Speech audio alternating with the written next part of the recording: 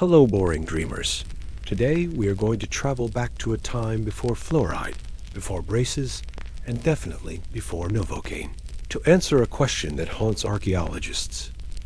Why did a 13th century serf eating dirt-covered turnips have a better smile than a modern teenager with a $5,000 orthodontist bill?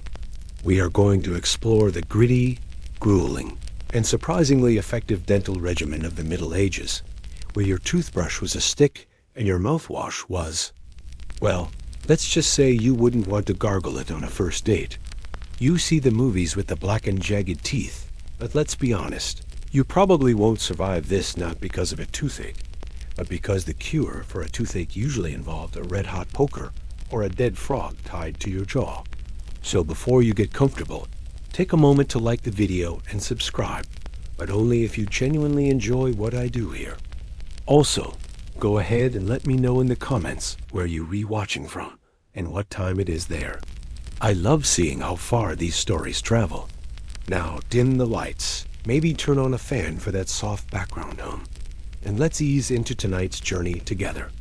You wake up to the smell of wood smoke and damp straw. Your mattress is a sack filled with chaff that rustles every time you move, and your pillow is a log covered in a rough woolen cloth. It is dawn in the year 1250 AD, somewhere in the muddy heart of England. You feel a draft cutting through the cracks in the wattle and daub walls of your cottage, chilling the tip of your nose. But the first sensation you really notice isn't the cold. It's the inside of your mouth. You run your tongue over your teeth. They feel fuzzy. There is a distinct textured layer of plaque coating them, like a microscopic carpet of moss. You instinctively reach for your nightstand to grab your toothbrush and a tube of minty paste, but your hand hits empty air. There is no nightstand. There is no paste. There is only the dirt floor and a chicken that has decided to roost near your head for warmth. You sit up, groggy and stiff from a day of harvesting wheat. You smack your lips, tasting the stale remnants of last night's ale and pottage. Your breath could probably peel the paint off a barn door, if paint had been invented yet. But as you probe around your mouth with your tongue, exploring the geography of your own skull, you realize something strange. Your teeth are solid. They feel like rocks anchored in concrete. There is no wiggling. There is no sharp, zingy pain when you inhale the cold air. And most surprisingly, they are perfectly aligned. You don't have that crowded, snaggle-toothed jumble that plagues so many modern mouths. Your wisdom teeth, those biological time bombs that torment 21st century teenagers, are sitting comfortably in the back of your jaw, fully erupted and causing zero issues. You have a Hollywood smile, minus the bleaching, hidden under a layer of morning grime. You stand up and walk to the water barrel to splash your face. You catch your reflection in the dark water. You grin, baring your teeth at yourself. They aren't pearly white.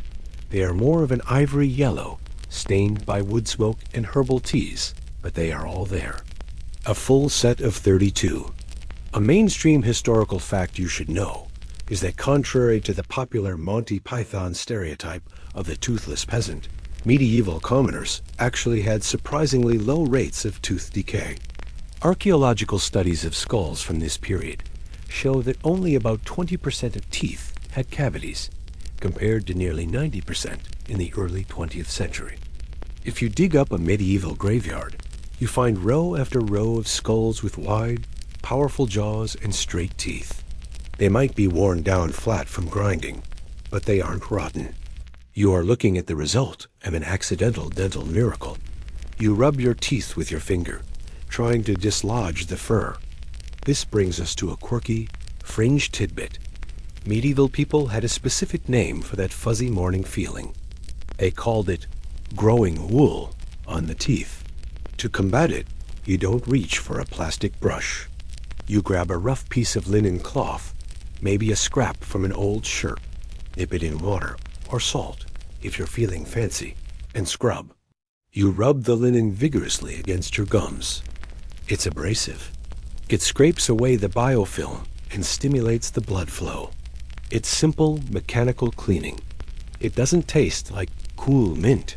It tastes like wet rag and whatever you touched yesterday. But it works. You finish by rinsing your mouth with water. Or if you follow the advice of some local wise women, you might rinse with stale urine. Yes, the ammonia in urine is a cleaning agent, and it was used for everything from bleaching wool to whitening teeth. You decide to skip that step this morning. The water is fine. You step outside into the village. The air is crisp. You see your neighbor, a blacksmith named Watt. He waves at you with a wide, gap-toothed grin. Okay, so not everyone has perfect teeth. Watt lost a front incisor when a horse kicked him in the face last Tuesday. That's the difference. In the Middle Ages, you lose teeth to trauma, not sugar. You lose them because life is hard, not because your diet is soft. This leads to a fascinating scholarly debate among anthropologists. The malocclusion epidemic. Why are modern teeth so crooked compared to yours right now? Some researchers argue it's purely genetic drift, but the prevailing theory, supported by scholars like Daniel Lieberman, is that it's environmental. They argue that the human jaw is a use it or lose it bone. Because you, the medieval peasant, spend your life chewing tough, fibrous, unprocessed foods, your jawbone grows large and robust, providing plenty of room for all your teeth. Modern humans, eating soft nuggets and pureed smoothies, have lazy jaws that don't grow big enough, leading to crowding. You are essentially bodybuilding for your face every time you eat dinner. You walk toward the communal oven, the smell of baking bread filling the air. This isn't the fluffy, white wonder bread of the future. This is Maslin bread, dense, dark loaf made from a mix of wheat and rye. It looks harmless enough, a round, crusty boulder sitting on the peel. But as you will soon discover, this bread is a double-edged sword. It is the reason your jaw is strong, but it is also the reason your teeth are slowly vanishing, millimeter by millimeter. You take a loaf from the baker. It's heavy. You knock on the crust. It sounds like wood. You tear off a chunk and pop it into your mouth. You bite down. Crunch. It's not a crisp crunch. It's a grinding crunch. You can feel the resistance. You have to work for this calorie. You chew and chew and chew. Your masseter muscles, the ones on the side of your jaw, bulge with the effort. You are waking up your face. You stand by the communal oven, still chewing that same mouthful of Maslin bread. It's been about 45 seconds, and you're still working on it. This isn't just breakfast. It's a workout. The crust is thick and rubbery, offering a resistance that a modern bagel could only dream of. But the real challenge is inside the crumb. Every few bites, you feel that telltale grind crunch slide of mineral against enamel. You are experiencing the daily reality of stone-ground flour. In the Middle Ages, grain doesn't turn into flour by magic. It turns into flour by being crushed between two massive millstones. These stones, often made of gritstone or granite, weigh tons. As the miller spins them powered by wind, water, or a very sad donkey, they pulverize the wheat berries. But physics demands a price. The stones rub against each other, and tiny microscopic particles of rock shed off into the flour. A mainstream historical fact you should know is that the average medieval adult wore down their teeth at a rate that would terrify a modern dentist. By the time a peasant reached the age of 40 or 50, their molars were often worn flat, sometimes right down to the gum line. The cusps, the pointy bits, were completely erased. You weren't chewing with mountains and valleys. You were chewing with two flat planes sliding against each other. This internal sandpaper effect is called attrition, and while it sounds horrific, it actually had a strange benefit. Because the chewing surface was constantly being ground down, the deep grooves and fissures where plaque and bacteria like to hide were also ground away. You were literally sanding off the potential cavity sites. It is a brutal form of preventative dentistry. You can to get a cavity in a fissure if the fissure no longer exists. You swallow the bread finally, feeling the scratchy path it takes down your esophagus. But the grit isn't the only thing cleaning your teeth. The sheer mechanical action of chewing this fibrous tough diet acts like a natural toothbrush. As you gnaw on the dense rye and the coarse bran, the food bolus scrapes against the sides of your teeth, wiping away the biofilm you missed with your linen rag. This brings us to a quirky fringe tidbit, the sand dune effect. Archaeologists can actually tell where a medieval person lived just by looking at the wear patterns on their teeth. People living in sandy, coastal areas or near windy dunes often had teeth that were worn down much faster than people living in lush, clay-heavy valleys. The wind would blow environmental sand onto the crops, adding an extra layer of grit to the already gritty bread. Your teeth are a geological record of your zip code. You finish your chunk of bread and head out to the fields. It's harvest time, which means you are going to be snacking on raw grains throughout the day. You pull a stalk of wheat, rub the kernels between your hands to remove the chaff, and pop them into your mouth. They are hard, like little pebbles. You have to crack them open. Crack. You feel a twinge in your jaw. This is the danger zone. While the wear is gradual, the risk of fracture is immediate. If you bite down on a particularly large piece of millstone grit or a hidden pebble in the beans, you can crack a tooth vertically. In a world without crowns or root canals, a cracked tooth is a sentence to months of agony, followed by a pair of rusty pliers. You encounter a fellow villager, old Agnes. She smiles at you. Her front teeth are worn down to little nubs, barely visible above her gums. She looks like she has a mouth full of small yellow pebbles. She is only 45 years old. This is your future. You step away from the edge of the wheat field and into the cool, dappled shade of the forest. The grit of the morning bread is still lingering between your molars, a reminder of the geological warfare you wage on your enamel every day. But now, you are looking for something else. You are looking for a break. You are looking for a treat. In the modern world, if you want a treat, you walk into a gas station and are immediately assaulted by a wall of high fructose corn syrup, milk chocolate, and gummy bears. Your brain is wired to seek out sweetness because for 99.9% of human evolution, sweetness signaled safe energy. But here in the 13th century, that gas station doesn't exist. You are living in the sugar vacuum. You spot a gnarled tree near a stream. It's a crabapple tree. You reach up and pluck a small greenish fruit, no bigger than a golf ball. You wipe it on your tunic and take a bite. Crunch. Your face instantly implodes. Your eyes water. Your lips pucker so hard they almost disappear. This isn't a Honeycrisp or a Pink Lady. This is a wild medieval apple. It is fibrous, hard, and aggressively tart. It has a hint of sweetness, but it is buried under a mountain of tannins and acid. To a modern palate, this is inedible. To you, it's a snack. You chew the sour flesh, and as you do, you are inadvertently performing another miracle of dental preservation. Because you aren't flooding your mouth with refined sucrose, the bacteria in your mouth, specifically Streptococcus mutans, are starving. A mainstream historical fact you should know is that sugar, sucrose derived from sugarcane, was essentially unknown to the average European peasant in the Middle Ages.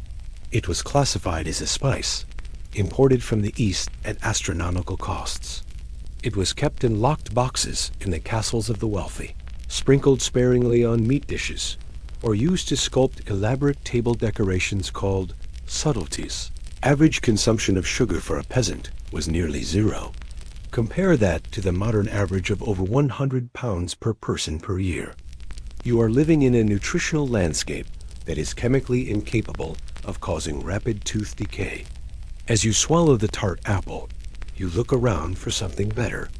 Maybe some wild berries? You find a bush of sloes, the fruit of the blackthorn. They look like blueberries, but when you bite one, the astringency dries your mouth out instantly, making your tongue feel like a piece of velvet. This brings us to a fascinating scholarly debate, the fruit phobia of the Middle Ages. Did peasants actually eat a lot of fruit? Medical texts from the time, based on Galenic humor theory, often warned against eating raw fruit. Doctors believed it caused putrefaction in the stomach and led to fevers. They recommended boiling everything. Some historians argue that this advice was only for the rich who read books, and that peasants ate whatever they could find. Others suggest that the cultural fear of raw fruit kept consumption lower than we might think. If you believe the doctors, that apple you just ate is a death sentence. If you believe your stomach, it's just lunch. But there is one source of pure sweetness in your world. You hear a low hum coming from a hollow in an old oak tree. Bees. Honey is the only concentrated sweetener you have access to. But getting it involves fighting a swarm of angry insects without a beekeeper suit. And even then, honey is valuable. It's used to make mead, to preserve fruit, or to pay rents. It's not something you slather on toast every morning. It is a seasonal luxury. This scarcity creates a unique oral environment. Your mouth is a neutral zone. When a modern person eats a candy bar, the pH level in their mouth drops within minutes. The bacteria feast on the sugar, excrete acid, and that acid dissolves the enamel. This is the acid attack. It takes saliva about 30 minutes to neutralize the acid. If you snack all day, your teeth are under constant acid bombardment. They never get a chance to remineralize. You, however, eat 2 or 3 distinct meals a day. You have long periods of rest between eating. Your saliva has hours to wash over your teeth, repairing the microscopic damage from the grit. You aren't just avoiding cavities. You are actively healing your teeth with your own spit. A quirky fringe tidbit about medieval sweeteners is the use of sweet cicely, Myrrhus odorata. It's a fern-like plant that tastes strongly of aniseed and sugar. Peasants would chew on the raw stems or roots as a candy substitute. It was free. It grew in the ditches, and it didn't rot your teeth. In fact, many of these hedgerow herbs had mild antimicrobial properties. You pick a stem and chew it. It tastes like licorice. It freshens your breath, masking the smell of the onions you ate last night. You walk deeper into the woods, the canopy thick above you. The lack of sugar affects more than just your teeth. It affects your brain. You don't have the dopamine spikes and crashes of a sugar addict. Your energy levels are tied to slow-burning complex carbohydrates. You don't get hangry in the modern sense. You just get weak. You spot a patch of wild carrots. They aren't orange. They are purple and white, skinny and woody. You dig one up with your knife, wipe off the dirt, more grit, and bite into it. It is incredibly sweet to you. Without the deafening noise of refined sugar, your taste buds are hypersensitive to the natural sugars in vegetables. A parsnip tastes like dessert. A beet is a treat. This sugar vacuum has a dark side, of course. Calories are hard to come by. You are often on the edge of a caloric deficit. But in this specific evolutionary trade-off, your skeleton is winning. You might be skinny, you might be tired, and you might have parasites. We'll get to those later. But when you smile at a squirrel, you are flashing a set of teeth that are chemically pristine. You toss the carrot top away and head back toward the village. The sun is high now. The foraging was successful. A few sour apples and a woody carrot. It's not exactly a Snickers bar, but it will hold you over.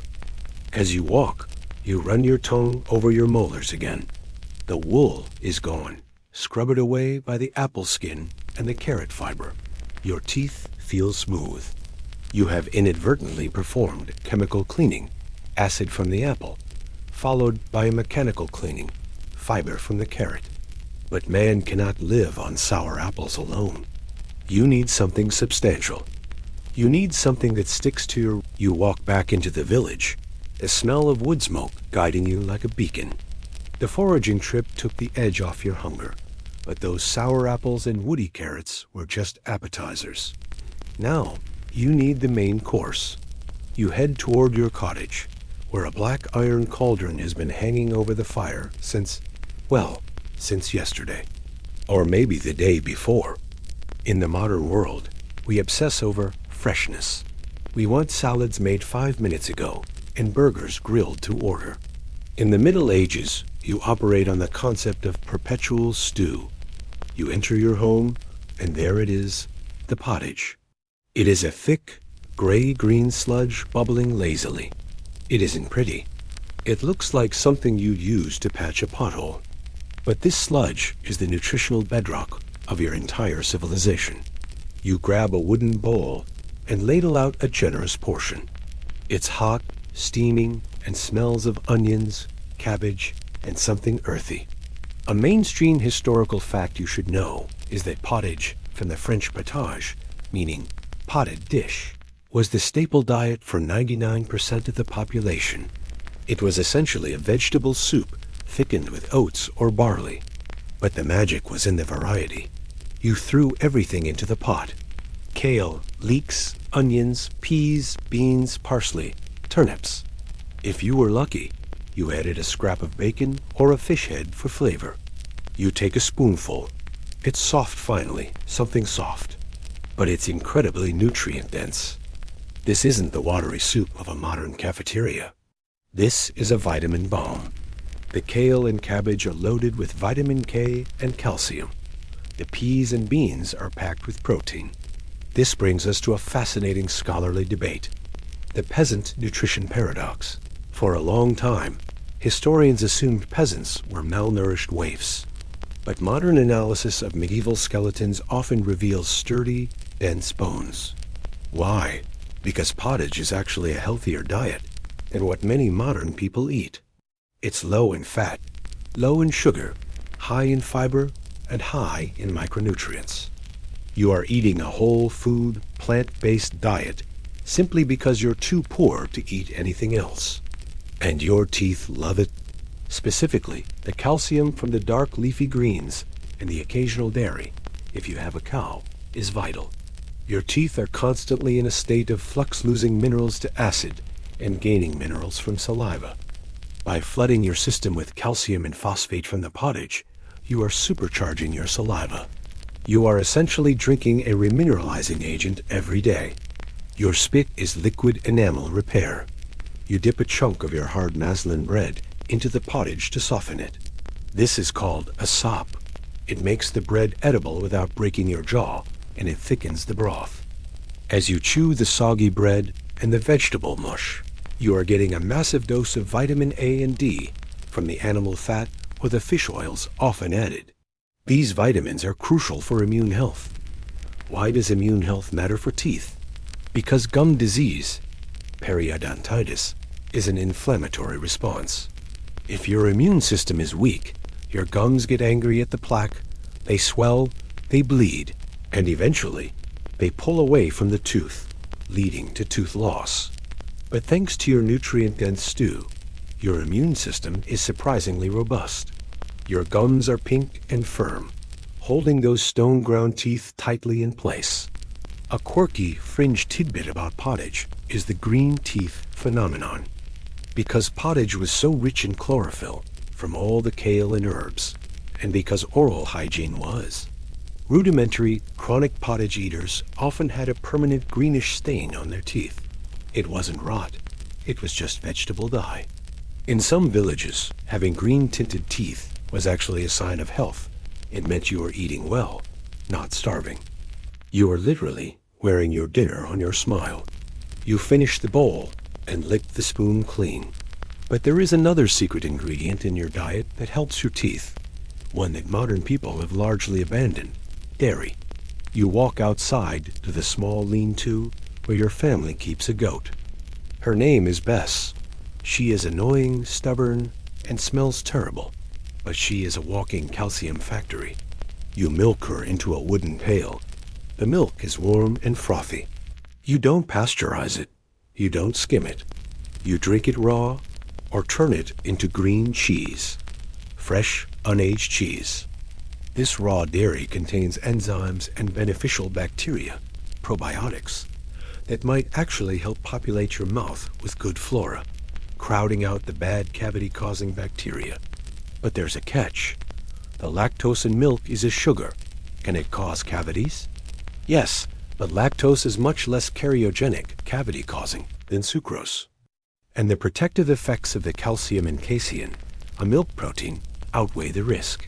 Casein actually forms a protective film over the enamel, preventing acid from dissolving it. You are coating your teeth in liquid armor. You take a swig of the fresh milk. It coats your throat and washes away the taste of onions. You feel full. You feel strong.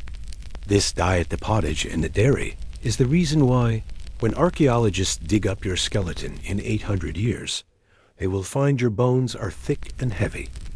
You aren't fragile. You are built like a tank. You might be short due to childhood illness or caloric deficits during growth spurts, but you are dense. However, there is one thing missing from your pottage bowl today: meat. Real, roasted, chew-it-off-the-bone meat.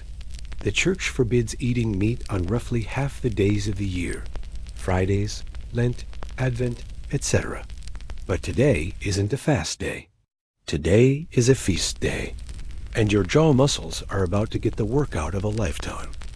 You look toward the smokehouse. There is a piece of dried mutton hanging there. It's tough as leather and salty as the sea. It's exactly what your face needs to complete its structural development. You are about to engage in the medieval version of mewing. Only instead of a TikTok trend, it's a survival necessity.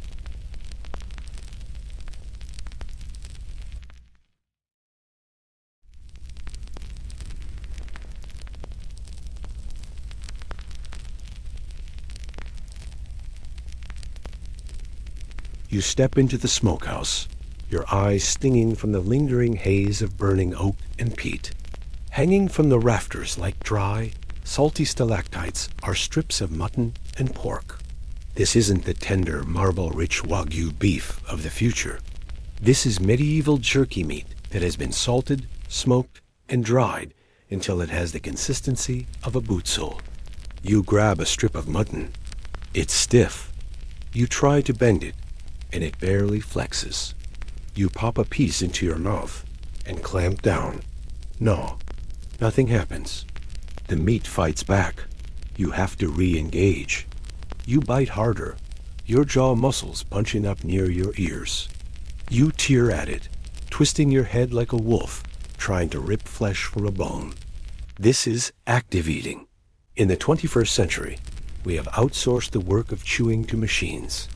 We process meat into nuggets, grind beef into burgers, and slow-cook pork until it falls apart if you look at it sternly. But here, your food requires violence. And this violence is the secret architect of your face. A mainstream historical fact you should know is that the human skull is plastic, meaning it changes shape based on the forces applied to it during growth. This is known as Wolff's Law, applied to bone remodeling. Because you have been gnawing on tough, dried meats and crusty breads since you were weaned, the mechanical stress has stimulated the sutures of your maxilla, upper jaw, and mandible, lower jaw, to grow thicker and wider. You are chewing your way to a chiseled jawline. While modern orthodontists struggle to fit 32 teeth into shrinking, narrow palates, leading to the dreaded wisdom tooth impaction, your jaw is expansive. It's a wide U-shaped arch with ample room for every single tooth to erupt straight and true. You don't need braces because your dinner is your retainer. You continue to chew the mutton as you walk back to the fields. It takes you 10 minutes to finish a piece the size of a matchbox. This constant, low-level exercise keeps the periodontal ligaments, the shock absorbers holding your teeth in the bone, incredibly strong. Your teeth aren't just sitting in the bone. They are locked in by a dense network of fibers that are reinforced daily by the stress of chewing. This leads to a quirky fringe tidbit, the wisdom tooth mystery. In medieval populations, impacted wisdom teeth, where the tooth gets stuck in the gum, are virtually non-existent. They are rare enough that finding one in an archaeological dig is noteworthy. Yet today, they are a rite of passage for almost everyone. Why? Because your jaw has grown to its full genetic potential. You are the wild-type human. The modern human is the domesticated version softer, cuter, but structurally compromised. However, this heavy-duty chewing comes with a risk. You aren't just building bone. You are stressing the joint. You feel a click in your jaw, the temporomandibular joint, TMJ. Many medieval skeletons show signs of severe osteoarthritis in the jaw joint. You are grinding your way to a great smile, but you might be chewing your way to a locked jaw by age 50. It has a trade-off: straight teeth versus painful clicking. You finish the meat and return to your work. You are threshing grain today, swinging a heavy flail to separate the wheat from the chaff. It's dusty work. The air is filled with microscopic silica particles from the straw. You are breathing in grit, and inevitably, some of it gets in your mouth. You run your tongue over your gums. They feel a bit sore. Not from disease, but from the physical abuse of the dried meat. You pick up a small twig to pick a piece of mutton out from between your molars. This brings us to a scholarly debate: the use of tools. Did medieval peasants use toothpicks? Absolutely.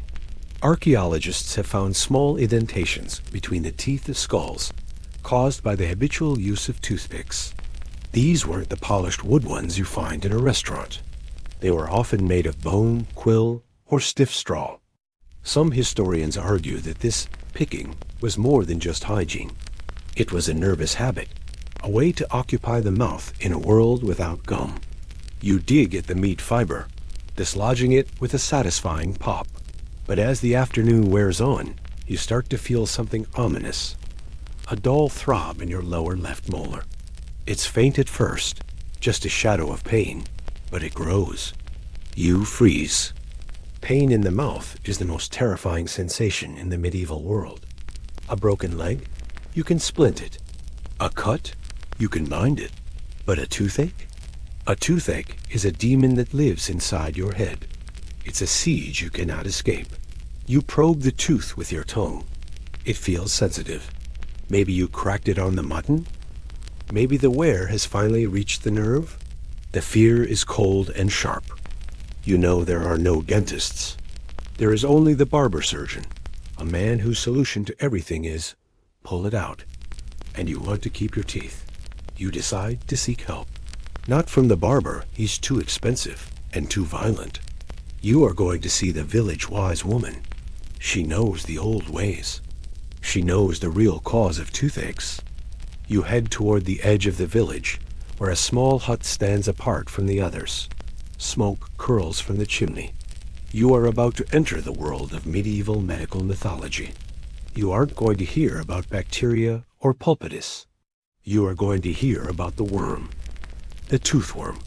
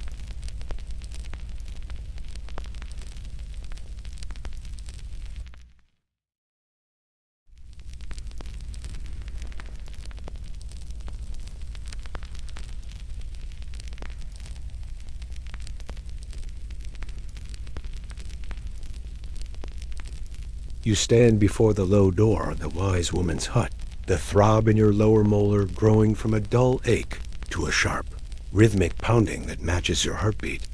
Thump, thump, thump. You knock.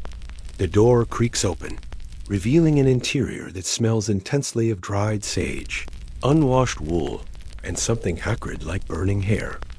Inside sits old Alara. She is ancient, perhaps 50 years old, and she knows things that the priest would call heresy and the doctor would call nonsense. She motions for you to sit on a 3-legged stool near the fire. You open your mouth, pointing a trembling finger at the offending tooth. She peers inside, her eyes milky with cataracts, but sharp with intent. She doesn't talk about enamel or dentin. She doesn't ask if you've been flossing.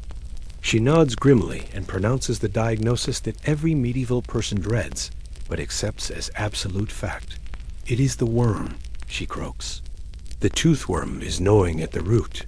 A mainstream historical fact you should know is that for thousands of years from ancient Babylon to the 18th century people believed tooth decay was caused by a tiny, invisible worm living inside the tooth. It made perfect sense to them. The holes in rotting teeth looked exactly like the holes worms bored into wood or apples. The agonizing pain? That was the worm twisting and biting the nerve.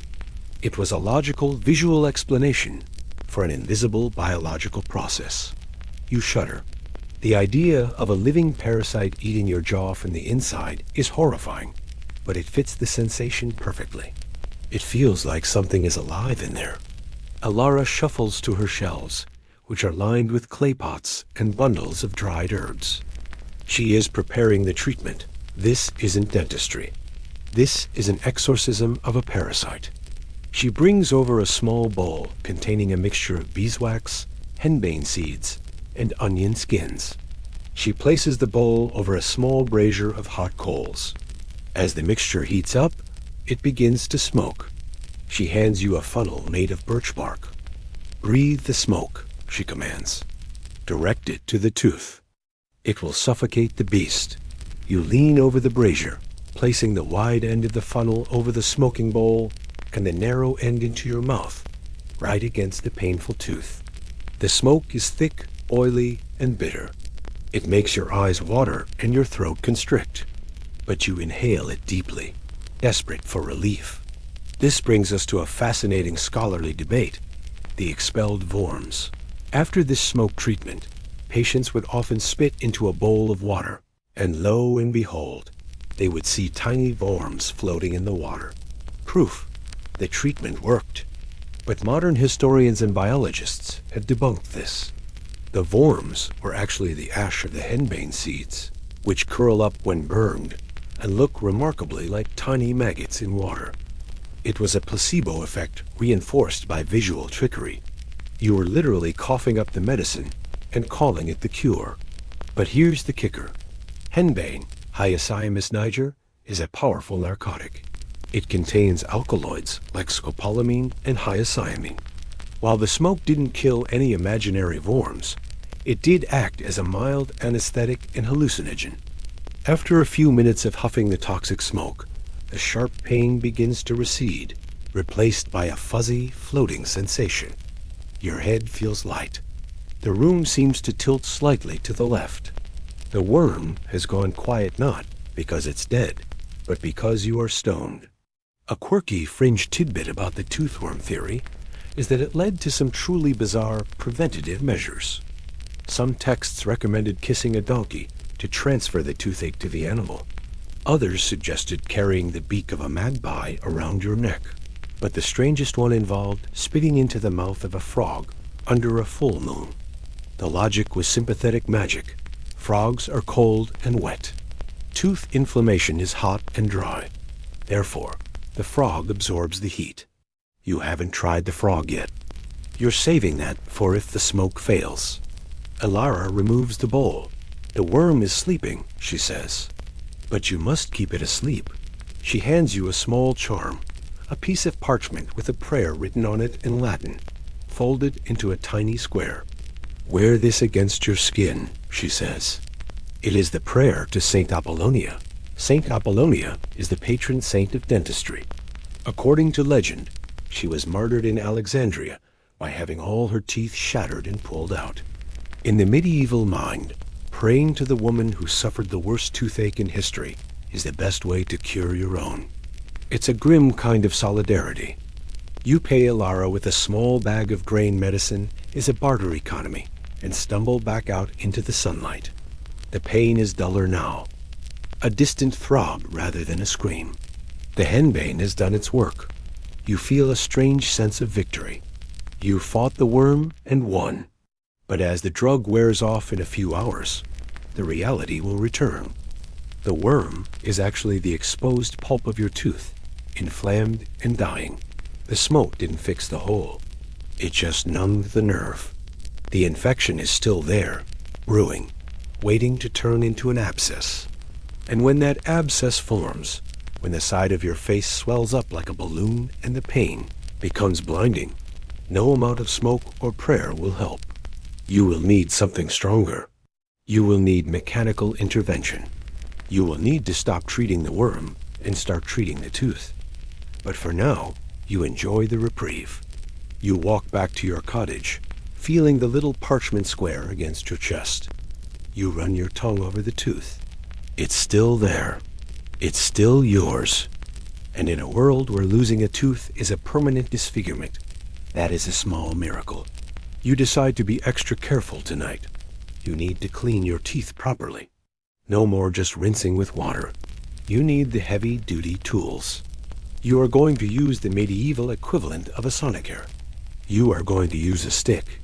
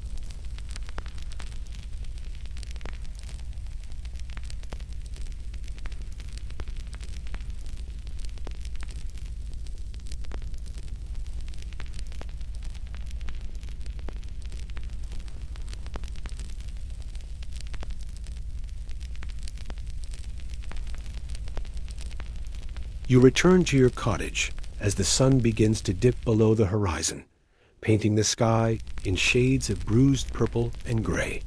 The henbane smoke is worn off, leaving you with a slight headache and a tooth that is mercifully quiet for now. But the scare has shaken you.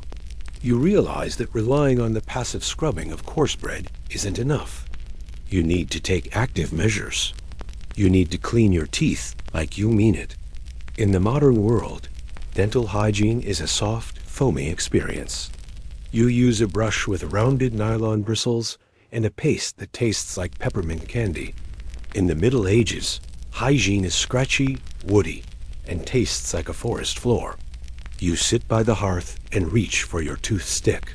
This isn't just any twig you picked up off the ground. This is a carefully selected branch of hazel or willow. You take your knife and whittle the bark off one end. Then you chew on the exposed wood until the fibers separate and splay out, forming a crude, natural brush. A mainstream historical fact you should know is that the chew stick or miswak is one of the oldest and most effective dental tools in human history. It predates the toothbrush by thousands of years and is still used today in many parts of the world.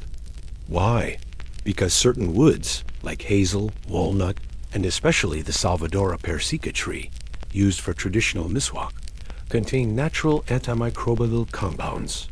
They are essentially toothbrushes impregnated with their own toothpaste. As you scrub your teeth with the frayed end, you aren't just removing plaque mechanically. You are releasing natural tannins and oils that fight bacteria and tighten the gums. You dip your hazel brush into a small bowl of water and salt. You scrub. It feels rough against your gums, abrasive and vigorous. You can hear the sound of dry scritch-scratch inside your skull. You focus on the gum line, where the worm likes to hide. But the brush is only half the battle. You need a polish. You reach for a small linen bag hanging by the fire. Inside is a powder made from burnt rosemary and charcoal.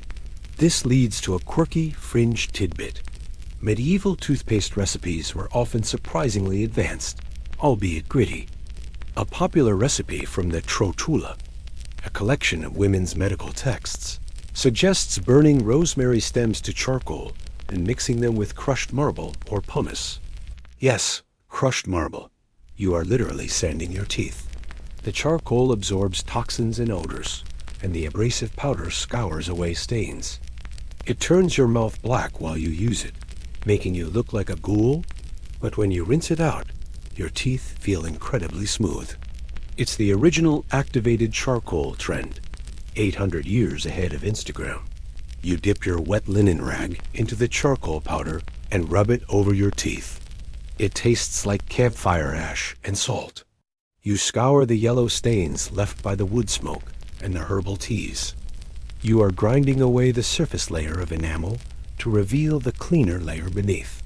It's effective whitening, but if you do it too often, you'll scour your enamel right off. After rinsing with water, you need a mouthwash. The bad breath of the Middle Ages is legendary a mix of onions, ale, and digestive issues, so masking it is a social necessity. You grab a handful of fennel seeds and cloves. You pop them in your mouth and chew. The cloves are key. They contain eugenol, a natural anesthetic and antiseptic. As you crush the clove between your molars, a numbing sensation spreads through your mouth. It soothes your aching tooth instantly. You are self-medicating with spices. This brings us to a scholarly debate, the hygiene awareness question. Did medieval people actually care about clean teeth, or did they just live in filth? Victorian historians often painted the Middle Ages as a dirty, toothless era, but modern analysis of etiquette books suggests otherwise. Texts like the Baby's Book, Manners for Children, explicitly warn against picking teeth at the table with a knife or having stinking breath. Bad teeth were seen as a social faux pas. If you were a peasant, you might not have a dentist, but you certainly didn't want to be the guy with the dragon breath at the harvest festival. You spit out the clove remnants. Your mouth feels tingly, salty, and surprisingly fresh. You have brushed with wood, polished with charcoal, and rinsed with spice. It's a regimen that would make a modern dentist wince at the abrasiveness, but nod at the antimicrobial logic. However, despite your best efforts with the hazel stick and the charcoal, you can feel it. The throb is coming back. The henbane has fully worn off. The clove is only masking the pain. The worm is awake. You lay down on your straw mattress, staring up at the thatched roof. The pain is a sharp, rhythmic stabbing now. It's keeping you awake. You realize with a sinking heart that the preventative measures have failed. The wear on your tooth has gone too deep. The nerve is dying. And a dying nerve eventually becomes a dead nerve, which becomes a necrotic abscess. You know what this means. Tomorrow, you can't go to the wise woman. Her smoke is for small pains. This is a big pain. This is a keep you from working pain. You have to go to the only other medical professional in the village. You have to go to the barber. The thought makes your stomach turn. The barber doesn't use smoke or prayers. He uses iron. He uses leverage. And he uses a drum. You close your eyes, trying to sleep, but the throbbing is a constant reminder. The stick and rag have lost. The pliers are winning.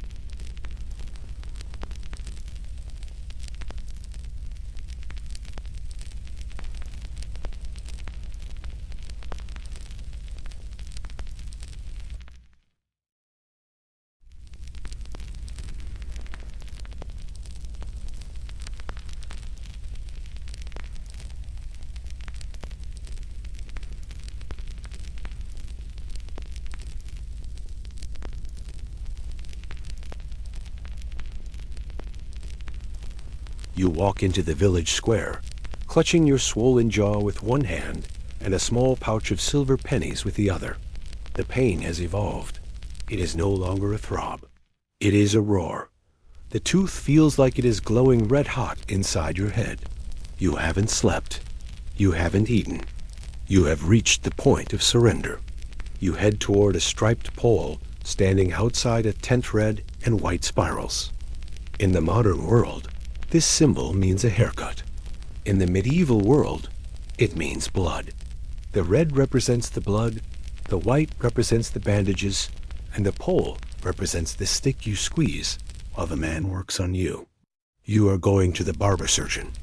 A mainstream historical fact you should know is that for centuries, medicine was strictly divided by class. Physicians were university-educated scholars who studied astrology and urine samples but considered manual labor beneath them. They wouldn't touch a patient with a knife. If you needed something cut, pulled, or sawed, you went to the barber. He was a tradesman. He cut hair, shaved beards, lanced boils, amputated limbs, and pulled teeth. He was the handyman of the human body. You approach the tent. A crowd has gathered. This is the worst part. Dentistry in the Middle Ages is a spectator sport. There is no private room with soft jazz and Enya playing. There is a wooden chair on a raised platform in the middle of the market. You are the entertainment.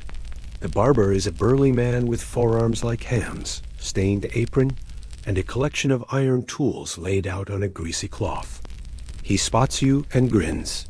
He knows why you're here. He gestures to the chair. You sit down. The wood is stained dark with layers of old blood. The crowd presses in, chewing on apples, ironic, eager to see someone else in pain. It makes them feel better about their own lives. The barber doesn't offer you Novocaine.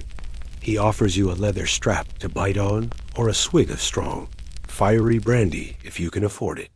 You take the brandy. It burns your throat, but does nothing for the tooth. He examines your mouth, prodding the abscess with a rough finger. You yelp. The crowd laughs. It's a bad one, he announces to the audience. Deep root. Stubborn. He reaches for his tool. It isn't a pair of pliers. It is something far worse. It is the dental pelican. This brings us to a fierce scholarly debate, the butcher versus mechanic argument. The dental pelican, invented in the 14th century, looks like a torture device. It has a claw that hooks over the top of the tooth and a curved metal pad that presses against the gum. It works on the principle of leverage. The barber pushes down on the handle. The pad crushes into your gum to create a fulcrum, and the claw levers the tooth out sideways. Critics argue it was barbaric because it often crushed the gum tissue, shattered the jawbone, or ripped out healthy neighboring teeth. Defenders, and there are a few, argue it was actually a brilliant application of physics that allowed a tooth to be removed in seconds, rather than minutes of wiggling. You are about to find out who is right. The barber positions the pelican. The cold iron claw hooks over your molar. The pad presses hard against your inflamed gum agony before he even starts. Then, he nods to a boy standing in the corner. The boy is holding a large drum. This leads to a quirky fringed tidbit, the dental drum roll. Why was there music at a tooth pulling? Was it for ambience? No, it was sound masking. The barber knew that if you screamed, and you will scream, it would scare away the other paying customers waiting in line. So he hired a drummer or a trumpet player to drown you out. The louder you scream, the harder the boy hits the drum. It's a macabre duet. The barber grips the handle. Hold him, he shouts. Two assistants grab your shoulders and pin you to the chair. You squeeze the pull. The drum starts beating. Boom, boom, boom. The barber leans his weight onto the lever. Crunch. The sound is sickeningly loud inside your skull. It sounds like a tree branch snapping. The pain is blinding, a white-hot flash that obliterates your vision. You scream, but your voice is lost in the frantic roll of the drum and the cheers of the crowd. He twists. You feel the roots tearing away from the bone. It feels like he is pulling your entire skeleton out through your mouth. The leverage of the pelican crushes your gum, bruising the bone underneath, but the tooth gives way. With a final wet pop, the tooth comes free. The barber holds it up triumphantly, dripping with blood and pus. The crowd cheers. The drum stops. You slump forward, gasping, sweat pouring down your face. You spit a mouthful of blood into the sawdust on the floor. The barber hands you the tooth. It's yours, after all. You look at it. It's a gnarly, three-rooted monster, black with decay on one side. The worm has been evicted, along with the house it lived in. He packs the gaping hole in your gum with a piece of dirty linen soaked in vinegar or wine to stop the bleeding. He warns you not to rinse it for a day, or the clot will fall out, and you will all get dry socket, a pain worse than the toothache. You pay him his silver. It's a fortune a week's wages. But as you stumble away from the chair, dizzy and spitting blood, you feel a strange euphoria. The pressure is gone. The throb has stopped. You have a hole in your head, but you have your life back. You walk through the market, the adrenaline fading into exhaustion. You pass a stall selling soft cheeses. You realize you're going to be on a liquid diet for a while. You have joined the ranks of the survivors. You have faced the pelican and walked away. But as you touch the empty space with your tongue, exploring the jagged edges of the bone where your tooth used to be, you realize something profound. This was the nuclear option. You can't do this 32 times. You need to keep the rest of them. You look at the noble riding through the square on a high horse. He is dressed in velvet and silk. He is rich. He doesn't eat pottage, he eats feasts. He has the best doctor's money can buy. Surely his teeth are perfect. You are about to learn the darkest irony of the Middle Ages. You, the dirt-poor peasant, have just lost your first tooth at age 30. That noble? He's been losing them since he was 15. You are about to discover that in the medieval world, bad teeth aren't a... You are sitting in the dark of your cottage, clutching your jaw. The hole where the barber pulled your tooth is healing, slowly filling with a clot that tastes of iron and regret. But fate, it seems, has a cruel sense of humor. While eating a piece of hard cheese to avoid chewing on the tender socket, you bit down on a hidden pebble. Crack! You felt it instantly. A sharp, lightning bolt sensation in the molar, right next to the empty space. You run your tongue over it. There is a jagged line. The tooth is split. The nerve is exposed. Panic sets in. You remember the pelican. You remember the drum. You remember the sound of your own jaw crunching. You will not go back there. Not today. Not ever. You would rather dance with the devil than sit in that chair again. So, you decide to take matters into your own hands. You are going to numb this pain, even if you have to poison yourself to do it. You are diving into the deep, dark end of the medieval medicine cabinet. A mainstream historical fact you should know is that medieval pain management was surprisingly potent. While they didn't have ibuprofen, they had the Solanaceae family, the nightshades. This includes mandrake, belladonna, deadly nightshade, and henbane. These plants contain tropane alkaloids that block nerve signals. They are legitimate anesthetics, but the therapeutic dose is terrifyingly close to the lethal dose.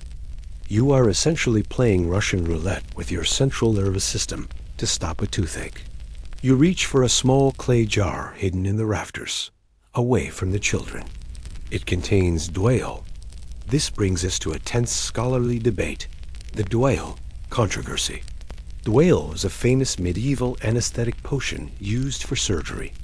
The recipe is a cocktail of nightmares. Gall of a boar, hemlock, opium, henbane, lettuce, and vinegar.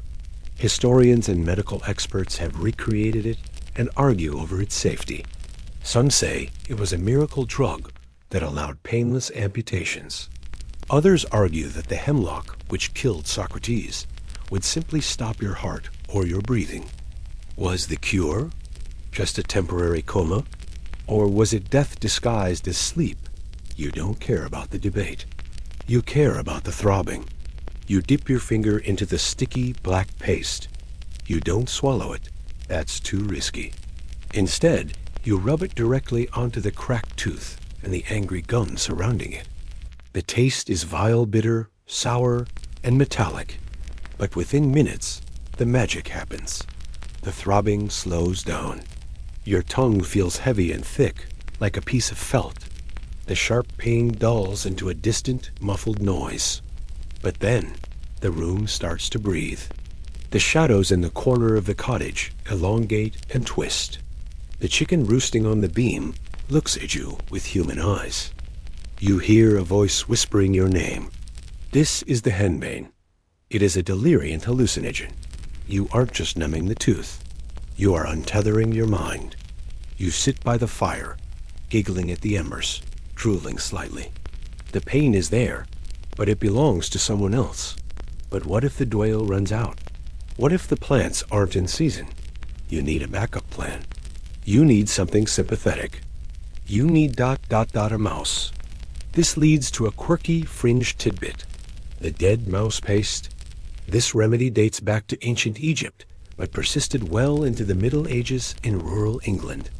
The belief was that mice, having strong teeth that grow continuously, possessed a vital tooth essence. By applying a mouse to your tooth, you could transfer that strength.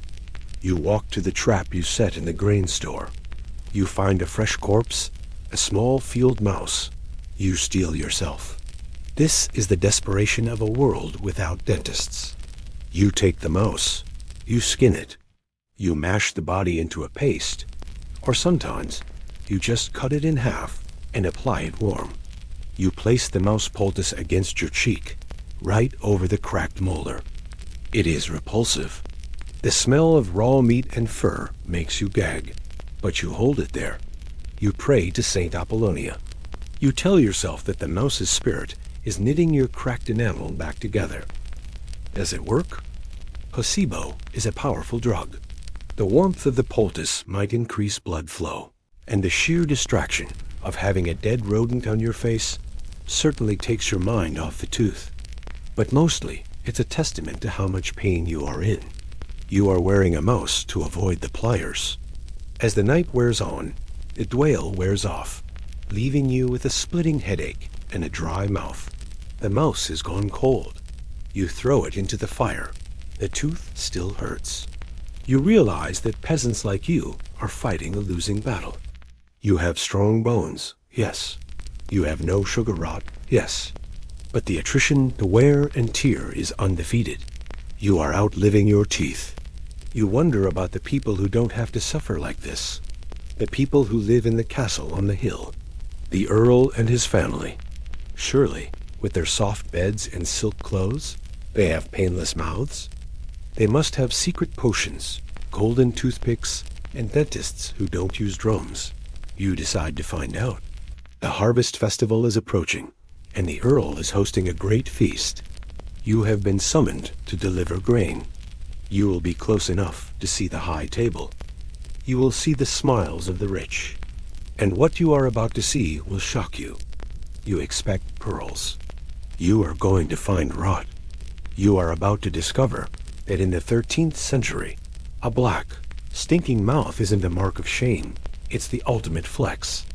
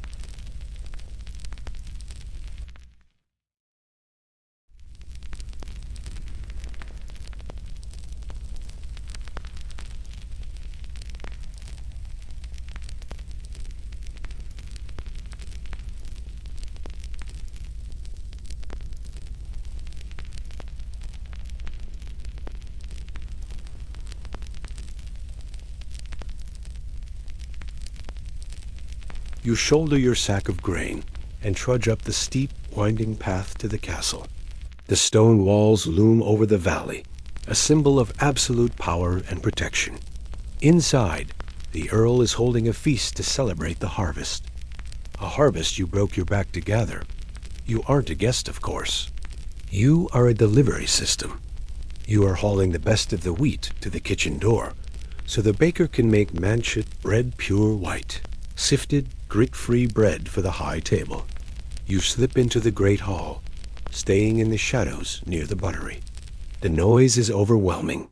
Musicians are playing lutes, dogs are fighting under the tables for scraps, and the air is thick with the smoke of roasting venison and expensive beeswax candles. It smells of wealth. You watch the nobles. They are dressed in scarlet wool and imported silk. They look soft. Their hands are smooth, uncalloused by the flail or the plow. They are laughing, drinking wine from silver goblets. And then the earl turns to say something to his lady. He opens his mouth to laugh. You squint. You expect to see a row of gleaming white pearls, befitting a man who owns the valley. Instead, you see a graveyard. His teeth are stumps. They are black, brown, and yellow, rotting into his gums. His breath, even from this distance, must be horrific, masked only by the heavy scent of pomanders and spices. He looks like he has been chewing on charcoal, but with none of the cleaning benefits. A mainstream historical fact you should know is that in the High Middle Ages and into the Renaissance, bad teeth became a perverse status symbol. Why? Because the only thing that could destroy teeth that fast was sugar. And sugar was the most expensive substance on earth. Known as white gold, it was imported from the Middle East, often brought back by crusaders, and later from the Atlantic colonies. A pound of sugar could cost as much as a laborer earned in months. Therefore, if you had black teeth, it meant you were rich enough to afford the poison. You watch the servants bring out the final course. It isn't fruit or cheese. It is a parade of subtleties. This brings us to a quirky fringe tidbit, the sugar sculpture madness. Medieval chefs loved to show off by creating elaborate sculptures made entirely of sugar paste and marzipan. They would sculpt castles, ships, dragons, and even religious scenes. And then the guests would eat them. But they didn't just eat sweets as dessert. They sprinkled sugar on everything. They put sugar on fish. They put sugar on meat. They drank hippocras, a wine loaded with sugar and spices. The earl is essentially pickling his teeth in sucrose from dawn until dusk. You watch the earl snap off a piece of a sugar castle and crunch it. You wince. You know the pain of a cracked tooth. But his pain is different. His pain is the slow, throbbing rot of decay. His mouth is a petri dish of Streptococcus mutans, fueled by an endless buffet of pure energy. This leads to a fascinating scholarly debate, the cosmetic decay theory. Did people actually blacken their teeth on purpose to look rich? We know this happened in Elizabethan England, a bit later than our current setting, but the trend starts here. There are accounts of lower-level nobles using soot or dyes to darken their teeth to mimic the royal rot of the queen or the high aristocracy. It was the medieval equivalent of buying a knockoff Gucci bag. They wanted the status of the cavity without the cost of the sugar. You look at the lady of the castle. She is young, beautiful, and holds a fan in front of her face when she smiles. She is ashamed, perhaps, or hiding the smell. But when she lowers the fan to eat a candied fruit, you see the telltale gray shadow on her incisors. The irony hits you hard. You, the peasant, are eating stone-ground bread that grinds your teeth flat but keeps them clean. Your gums are scrubbed by hazel twigs and strengthened by tough mutton. You have pain, yes, but it's mechanical. The earl, on the other hand, is eating soft, sifted white bread that requires no chewing. His jaw is weak and narrow, the lazy jaw effect mentioned earlier, and he is coating that weak jaw in acid-generating slime. He has the royal rot. You realize that wealth is a health hazard. The earl is suffering from diseases of affluence gout, diabetes, and catastrophic dental failure. He has the best barber surgeons in the land, but all they can do is pull the rotting stumps and replace them with ivory or bone dentures tied in with gold wire, which smell even worse than the rot. You slip out of the great hall, back into the cool night air. You feel a strange sense of gratitude for your poverty. You might be hungry sometimes. You might work until your back breaks, but you can bite an apple. You can chew a piece of cheese. The Earl probably hasn't chewed anything harder than a boiled egg in 10 years. You walk back down the hill to your village. Your tooth, the one with the worm, is throbbing again, reminding you that you aren't immune to misery. But as you pass the graveyard on the edge of town, you realize that the final judgment of your teeth won't happen while you are alive. It will happen when you are dead. The earth is the ultimate dentist. It strips away the gums, the lips, and the lies. It reveals the truth of the bone. And you are about to discover that the peasant graveyard is full of perfect smiles, while the royal crypt is full of empty sockets. You grab a shovel. It's a grim task, but you need to dig a grave for old Miller John, who died yesterday. And as you dig, you are going to come face to face with the evidence. You are going to look into the mouth of the past and see the proof that you, the peasant, are the winner of the dental lottery.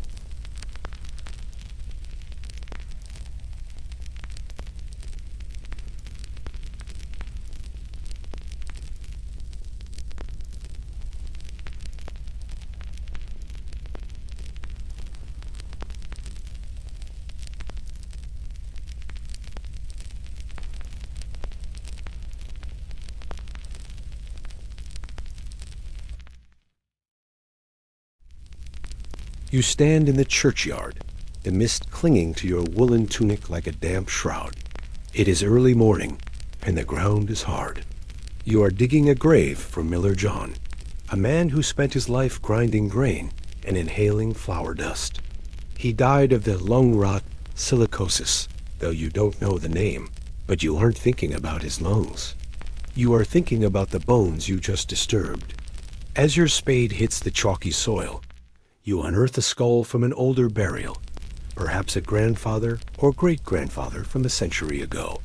You pause, leaning on your shovel, and pick it up. It stares back at you with hollow sockets, but you look lower. You look at the jaw. It is magnificent. The jawbone is broad and sturdy, shaped like a perfect horseshoe. You count the teeth. They are all there. Every single one. Even the wisdom teeth are erupted, sitting comfortably in the back of the arch with room to spare. A mainstream historical fact you should know is that archaeological evidence overwhelmingly supports the peasant paradox. When bioarchaeologists examine medieval peasant skulls, they find incredibly low rates of cavities. In some populations, only 5 to 10% of teeth show signs of decay. Compare that to modern populations, where nearly 92% of adults have had dental caries. The skull in your hand has a set of chompers that would make a modern orthodontist weep with envy, perfectly straight, perfectly spaced, and cavity-free. But they aren't perfect in the modern aesthetic sense. You run your thumb over the biting surface. It is flat, completely flat.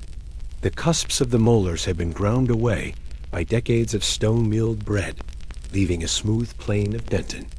The front teeth are worn down too, perhaps from using them as tools to cut thread or hold nails.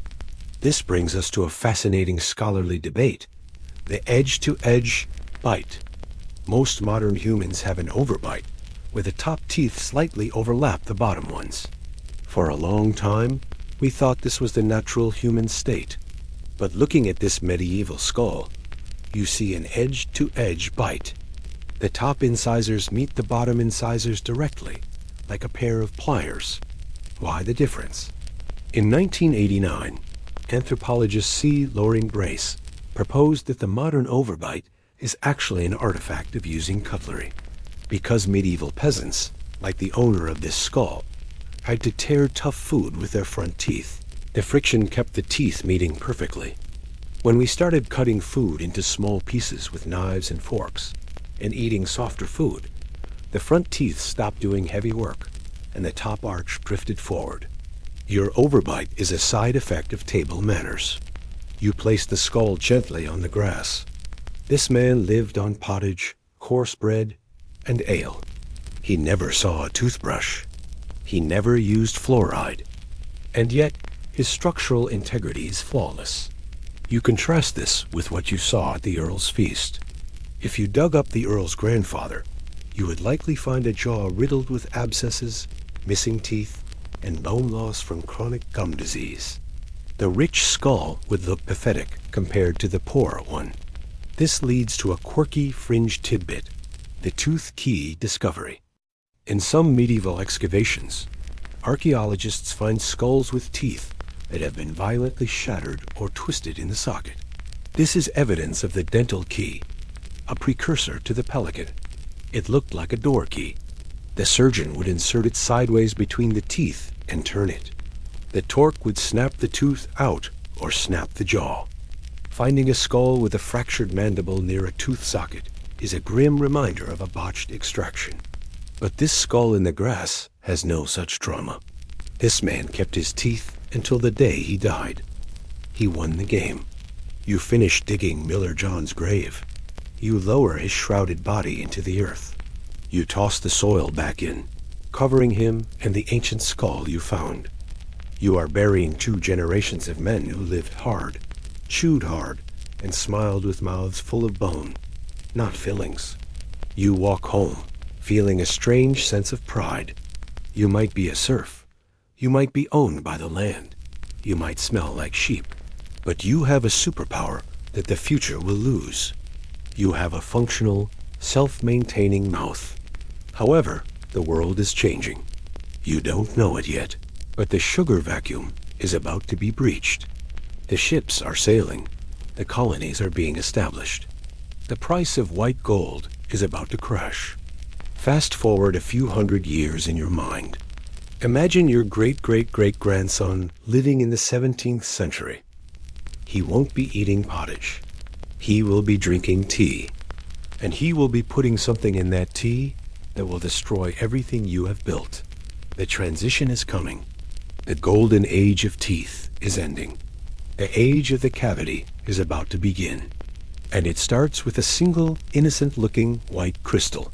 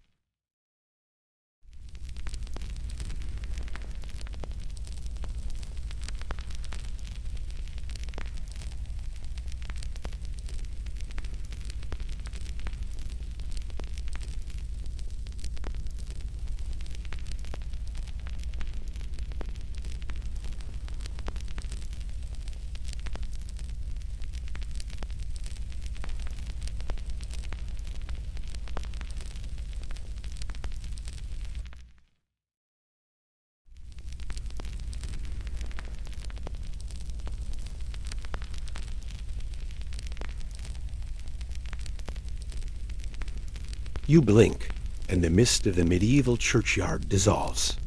The smell of wood smoke and damp earth is replaced by the sharp, acidic tang of coal smoke and the exotic scent of bergamot. You have jumped forward in time. It is the mid-17th century, perhaps early 18th. You are no longer a serf bound to the land. You are a free citizen of a bustling city, London, perhaps, or Bristol.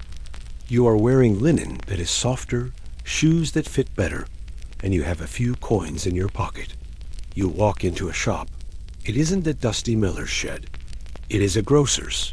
The shelves are lined with wonders your ancestors couldn't imagine. Tobacco, nutmeg, cinnamon. But on the counter sits the item that will change human evolution forever. It is a cone. A solid, white, rock-hard cone of refined sugar. In the Middle Ages, this would have cost a castle. Now, thanks to the brutal efficiency of the triangular trade and the slave plantations in the Caribbean, the price has plummeted. Sugar has poured into Europe like a sweet, deadly flood. It is no longer a spice for the earl. It is a staple for the artisan, the merchant, and eventually, the laborer. You watch the grocer use a pair of iron sugar nippers to crack a chunk off the cone. He weighs it. It's cheap. You buy it. You take it home to partake in the new national obsession. Tea. You brew a pot of hot, dark liquid. But you don't drink it bitter like the Chinese. You drop the lump of sugar into the cup. You stir. You drink. The sensation is electric. The glucose hits your bloodstream instantly, lighting up the pleasure centers of your brain. It is the original energy drink. It wakes you up, warms you up, and makes the dreary, gray English afternoon feel bearable. You have a biscuit with it, a biscuit made with fine, white, sifted flour and more sugar. But as you smile at your neighbor across the tea table, you are showing off the first casualties of the sugar tsunami. A mainstream historical fact you should know is that the introduction of cheap sugar and tea caused an explosion in dental caries that is visible in the archaeological record almost immediately. In the medieval period, less than 5% of teeth had cavities. By the end of the 17th century, that number begins to climb vertically. By the 19th century, it hits 80 to 90%. You are living through the caries epidemic. The bacteria in your mouth, Streptococcus mutans, which had been starving for centuries on a diet of pottage and turnips, have just been invited to an all-you-can-eat buffet. You run your tongue over your teeth. They aren't worn flat like your ancestors. They still have their cusps, but they feel ... sticky. There is a film on them that the old linen rag can't scrub away. The sugar penetrates the biofilm, feeding the bacteria deep in the fissures. The acid production goes into overdrive.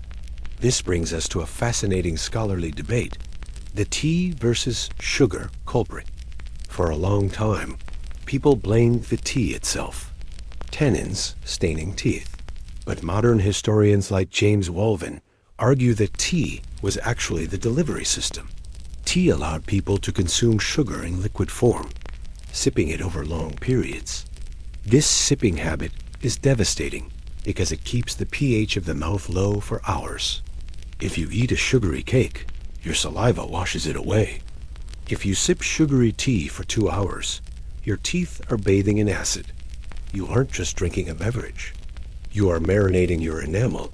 You feel a sharp twinge in your incisor. It's a cavity. But unlike the rare accidental crack your ancestor suffered, this is a soft, black spot that is growing. It's the royal rot democratized. Now, everyone can have the teeth of an earl. A quirky fringe tidbit about this era is the invention of the toothpick case. As rotting teeth became more common among the middle classes, picking them became a public obsession. Elaborate, jeweled cases containing gold or ivory toothpicks became fashion accessories. People would proudly display their toothpick sets on their belts, signaling, "I have enough money to buy sugar, and therefore, I have food stuck in the holes in my teeth." It was a perverse badge of honor. You visit the barber surgeon again. He is busier than ever. He has rebranded. He might call himself an operator for the teeth now. He has new tools. But the solution is largely the same. Extraction. The pile of teeth on his floor is growing higher. The streets of London are filled with people hiding their mouths behind fans or hands, ashamed of the devastation inside. But sugar isn't the only villain in this story. As the Industrial Revolution gears up, something else is changing. The mills are changing. The stones are being replaced by steel rollers. The flour is becoming finer, whiter, and softer. You finish your tea and bite into a soft, white roll. It feels like a cloud. There is no grit. There is no resistance. You chew it with a few lazy movements of your jaw and swallow. You sigh with pleasure. No more chewing for 10 minutes on a piece of rye. No more cracking teeth on stones. It feels like progress. It feels like luxury. But you don't realize that your jaw muscles are already starting to atrophy. The use it or lose it signal to your bones is being switched off. The sugar is rotting your teeth, but the soft food is doing something even more insidious. It is shrinking your face. You are stepping into the era of the shrinking jaw. You are about to hand down a genetic legacy of crowded teeth, impacted wisdom teeth, and orthodontic nightmares to your children. The medieval peasant had a mouth full of rocks. You are developing a mouth full of marshmallows, and the consequences will be breathless.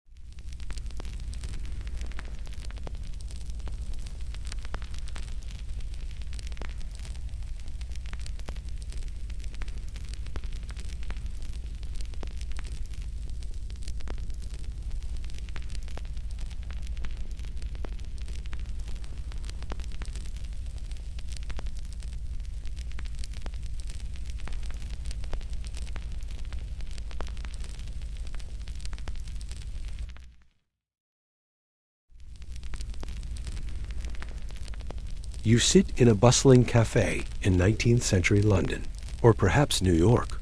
The air outside is thick with the smog of industry, the sound of steam whistles replacing the church bells. You order lunch. The waiter brings you a plate of modern marvels.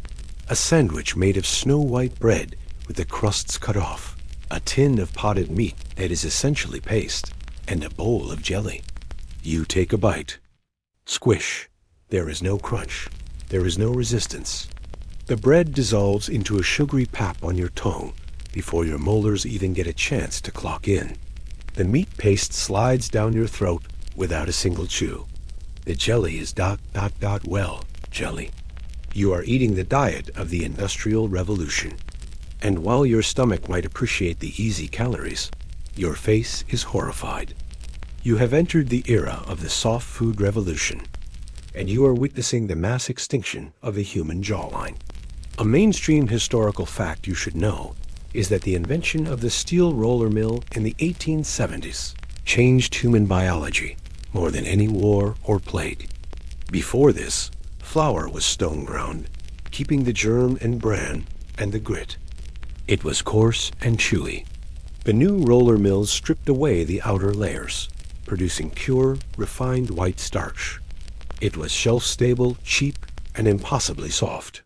Combined with the rise of canned foods, pre-cooked to mush, and processed meats, the average chewing force required to eat a meal plummeted. In the medieval period, you exerted roughly 50 to 100 pounds of pressure per bite. In the Victorian era, maybe 10. Your mass-eater muscles, once the bodybuilders of your skull, have retired. This leads to the biological disaster happening inside your mouth, the mismatch. Your teeth are genetically programmed to be a certain size. That blueprint hasn't changed since the Middle Ages. You still have the big, broad teeth of a peasant who eats mutton. But your jawbone is developmentally plastic. It grows in response to stress. Because you are eating mush, your jaw thinks, "Oh, we don't need to be big and strong today," and it stops growing early. The result? You have medieval-sized teeth trying to fit into a modern-sized jaw. It is a biological traffic jam. This brings us to a fascinating scholarly debate, the Weston Price hypothesis. In the 1930s, dentist Weston Price traveled to remote parts of the world, the Hebrides, Polynesia, the Andes, to study isolated cultures that hadn't adopted modern industrial diets. He found that as soon as these populations switched to white flour and sugar, their children's faces changed within one generation. Their dental arches narrowed, their teeth became crowded, malocclusion, and their faces looked pinched. Price argued it was a lack of activator X vitamins, but modern anthropologists like Daniel Lieberman argue it was simply the lack of mechanical stress. We stopped knowing, so we stopped growing. You look around a cafe. You notice something that would have been rare in your medieval village. Crooked teeth. The waiter has snaggle teeth. The lady at the next table has an overbite. The boy selling newspapers has teeth that look like tossed tombstones. And then there is the pain in the back of your mouth. You feel a pressure behind your molars. A dull, throbbing ache. It isn't a cavity. It's your wisdom teeth.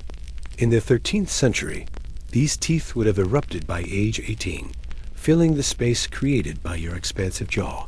But now, there is no space. Your jaw is too short. The wisdom teeth are trapped, impacted under the gum, pushing against your other teeth, causing infection and agony. You have developed a civilizational disease. Impacted wisdom teeth are virtually unknown in hunter-gatherer societies. They are a souvenir of soft bread. A quirky fringe tidbit about this era is the rise of the orthodontic pioneer. As crooked teeth became the norm, a new profession emerged to fix them. Enter Edward Angle, the father of orthodontics. But early treatments were intense. They didn't just use braces. They used expansion arches, heavy metal wires rigged to the teeth to violently force the jaw to widen. It was medieval torture reinvented as medical science. You see wealthy children walking down the street with mouthfuls of gold and wire, their parents paying a fortune to do mechanically what a diet of dried mutton would have done for free. You finish your soft, white sandwich. You feel satisfied, but your mouth feels bored. You haven't used your teeth as tools. You've used them as decorative gates for the food to pass through. You realize the tragedy of progress. We traded the risk of wearing our teeth down to nubs for the certainty of having teeth that do and fit in our heads. We traded the barber's pliers for the orthodontist's drill. But the soft food isn't just shrinking your jaw. It's doing something else. It is changing the ecosystem. By eating sterile, processed, sugar-laden mush, you are killing off the invisible allies that lived in your mouth for thousands of years. You are about to discover that the medieval peasant's mouth wasn't just a rock crusher. It was a thriving garden. And you have just turned yours into a parking lot.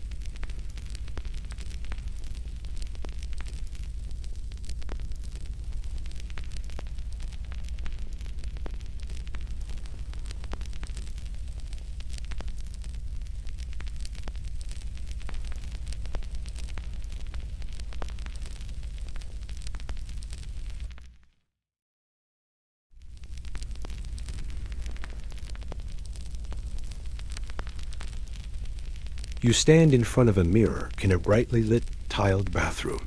It is the present day. You hold a bottle of amber liquid antiseptic mouthwash. You take a swig.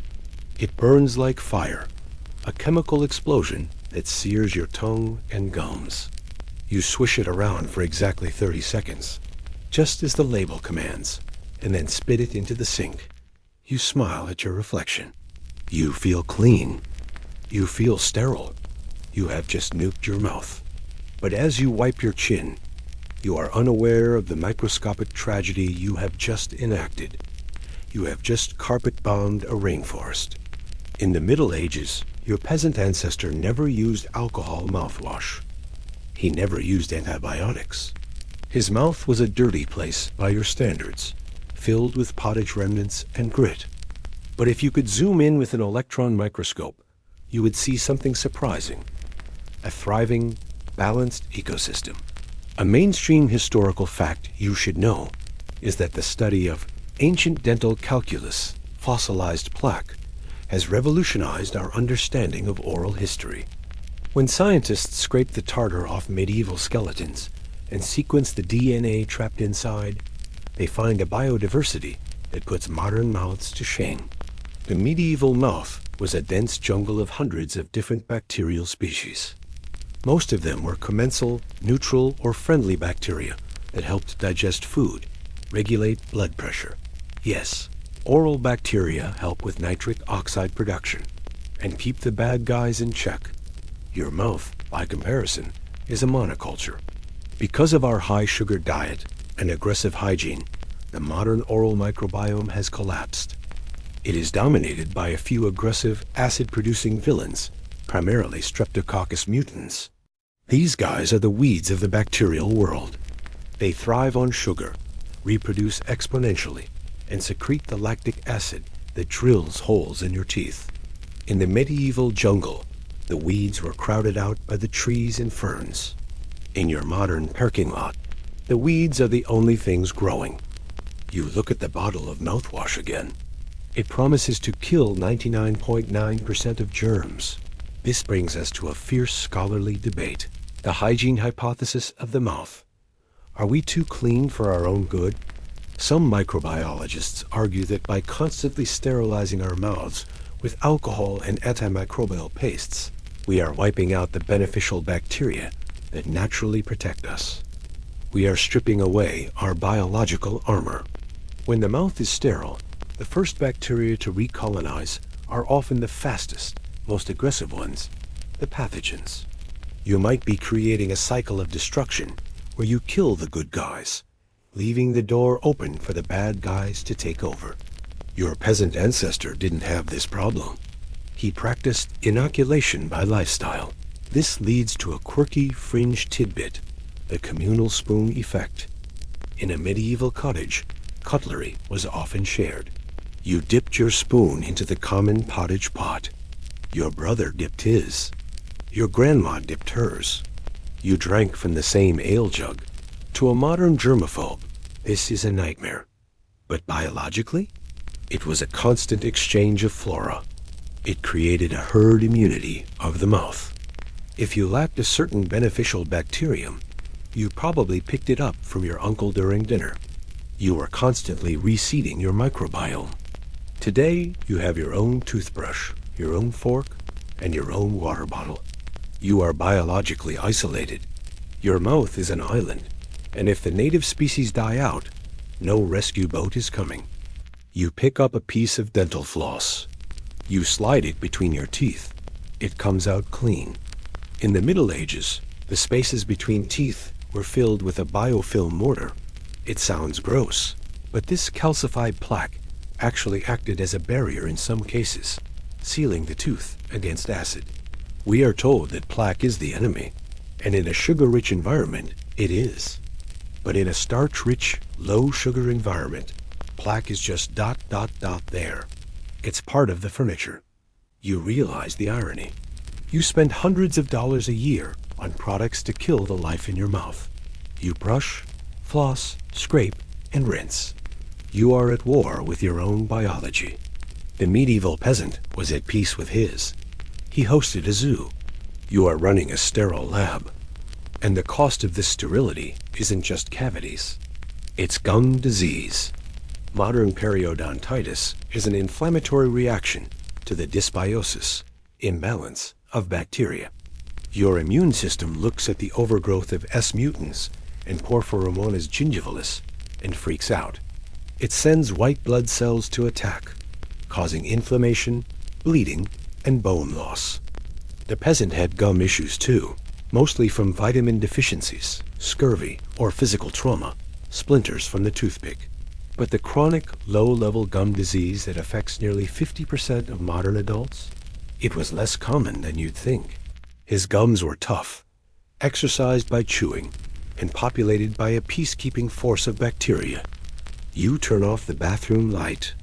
You have successfully cleaned your teeth. They are white, straight, thanks to braces, and sterile. But they are fragile. They are lonely. You walk to your bedroom. The journey is almost over. You have lived through the grit, the pain, the henbane smoke, and the sugar explosion. You have seen the rise and fall of the human jaw. Now you have to make a choice. You have to decide which life you would actually choose. Would you trade your ibuprofen and your soft pillow for a set of indestructible, stone-ground chompers? Or is the pain of the modern dentist a fair price to pay for not dying of a tooth infection at age 30? It's time for the final verdict.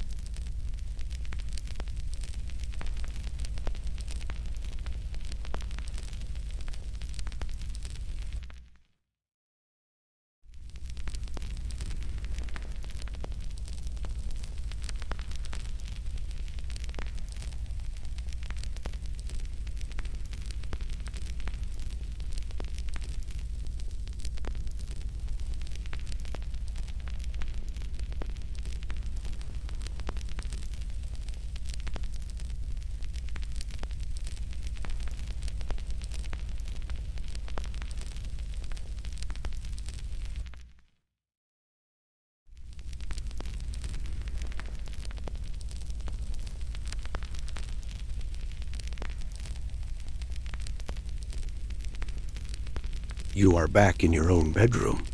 The timeline has snapped shut. The medieval village, the 17th century tea shop, and the Victorian cafe have all faded into the history books. It is just you, your duvet, and the faint, rhythmic hum of the modern world outside your window. You run your tongue over your teeth one last time. They might be crowded. You might have fillings.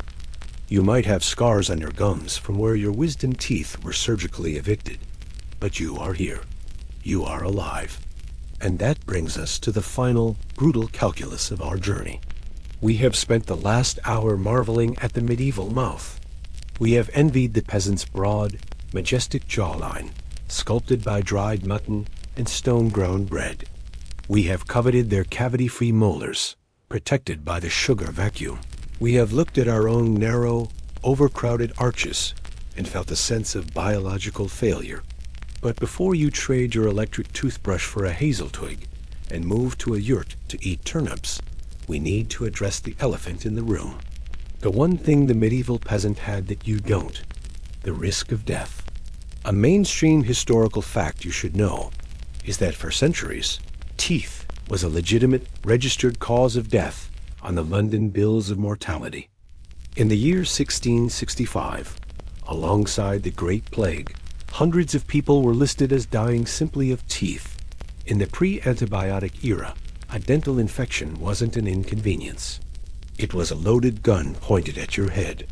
If a cavity did form, rare as it was, or if a tooth cracked on a stone, the resulting abscess could easily turn into Ludwig's angina, a terrifying infection where the floor of the mouth swells up, pushes the tongue backward, and suffocates you. Or the bacteria could enter the bloodstream, causing sepsis or endocarditis, heart infection.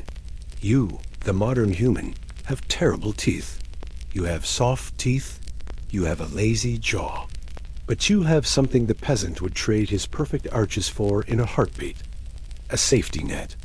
When you wake up with a toothache, you don't go to a wise woman for smoke. You don't go to a barber for a drum roll extraction. You go to a sterile office, get a shot of lidocaine, a miracle drug, and get a root canal. You save the tooth. You kill the infection. You go home and watch Netflix. This leads to a fascinating scholarly debate. The evolutionary mismatch solution. Are we doomed to have bad jaws forever? Or can we fix it? Some anthropologists and modern orthodontists argue that we can reclaim our heritage. They suggest that if we start feeding children harder, tougher foods from a young age, giving them chew toys essentially, we can stimulate the jaw growth that has been lost. There is a movement, controversial, but growing, suggesting that the epidemic of braces is preventable if we just stop eating mush. Can you reverse 300 years of industrial softening?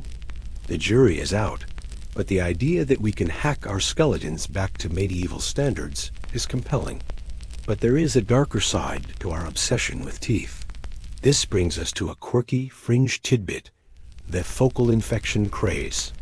In the early 20th century, doctors became so obsessed with the idea that bad teeth kill that they started pulling healthy teeth to cure other diseases. If you had arthritis, they pulled your teeth. If you had stomach ulcers, they pulled your teeth. Even mental illness was blamed on hidden dental sepsis. It was a medical witch hunt that left thousands of people toothless for no reason. It was the pendulum swinging too far the other way, from ignore the teeth to blame the teeth for everything. You lie there, weighing the scales. On one side, the medieval peasant. Pros: Hollywood straight teeth, broad airways, less sleep apnea, strong bones, cheap maintenance. Cons: constant attrition, painful sensitivity, risk of fatal infection, no painkillers, and a life expectancy of 45. On the other side, you. Pros: painless dentistry, antibiotics, fluoride, ice cream, anesthesia, and living to be 80. Cons: crowded teeth, expensive orthodontics, nightly retainer wear, and the knowledge that you are physically smaller than your ancestors. Who wins? It's a tough call, but think about the pain. Think about the pelican. Think about the mouse paste. Ultimately, the story of your teeth is the story of civilization itself. We traded robustness for comfort. We traded the wild, jagged strength of nature for the soft, managed safety of culture. We domesticated ourselves. And just like a pug has a squashed face compared to a wolf, we have squashed jaws compared to our ancestors. The pug is cute, but the wolf is a survivor. But you know what? You don't have to be a wolf. You have a society that takes care of pugs. You are the beneficiary of thousands of years of trial and error. You stand on a mountain of pulled teeth, failed remedies, and shattered jaws. Every time you squeeze that tube of toothpaste, you are using a technology refined by centuries of suffering. Every time you floss, you are fighting a war that the Earl lost. So don't feel bad about your retainer. Don't feel bad about your fillings. They are your battle scars. They are the proof that you survived the sugar tsunami and the soft food revolution. You are a modern marvel, a creature who can eat cake and live to tell the tale. As you drift towards sleep, imagine the peasant one last time. He is standing in his field, leaning on his scythe. He smiles at you, revealing that perfect, stone-ground, yellow row of teeth. He tips his hood to you. He doesn't envy your soft bread, but he definitely envies your dentist. You have the best of both worlds available to you, if you choose. You can eat the carrots, you can chew the crusty bread. You can keep your jaw strong, but you can also keep the number of your dentist on speed dial. That is the victory. You have the choice. And so, the pelican is put away in its velvet box. The drum falls silent in the village square. The smoke of the henbane clears from the wise woman's hut, and the roar of the industrial flour mills fades into a gentle, rhythmic hum. The history book closes. The dust settles. You are back in the safety of the present. Feel the